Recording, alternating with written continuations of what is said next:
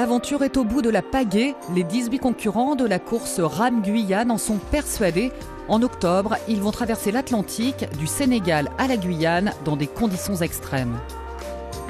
Se retrouver seul sur l'Atlantique, sur un bateau de 8 mètres avec des crues à peu près de 8-9 mètres aussi, tout seul, sans assistance, c'est la dernière véritable aventure que l'on peut vivre, je dirais, parce que c'est une vraie aventure. Ce sont des amateurs et qui se lancent un défi et je pense que la victoire, elle est sur eux-mêmes, elle n'est pas sur les autres.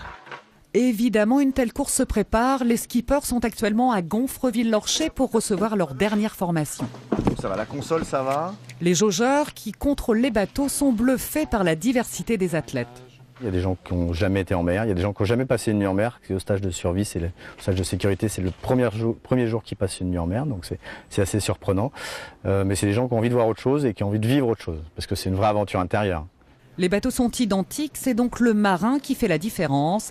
Et pas de doute, le cru 2014 est pressé d'en découdre. J'y vais pour le podium, ça c'est sûr. Donc au niveau rame, on va tourner autour de 14 à 15 heures par jour, à peu près, j'en dis pas plus. Je m'imagine au milieu de l'Atlantique, mais j'aurais hâte en fait de vous en parler après. J'ai qu'une envie, c'est de vous en parler après, d'être arrivé au bout et de pouvoir vous dire comment c'était au milieu de l'Atlantique. Les concurrents pourront se mesurer samedi prochain au Havre lors du prologue organisé dans le bassin Paul Vatine. La grande arrivée, elle, se fera en Guyane fin novembre pour les plus rapides, soit 40 à 45 jours de rame depuis le Sénégal.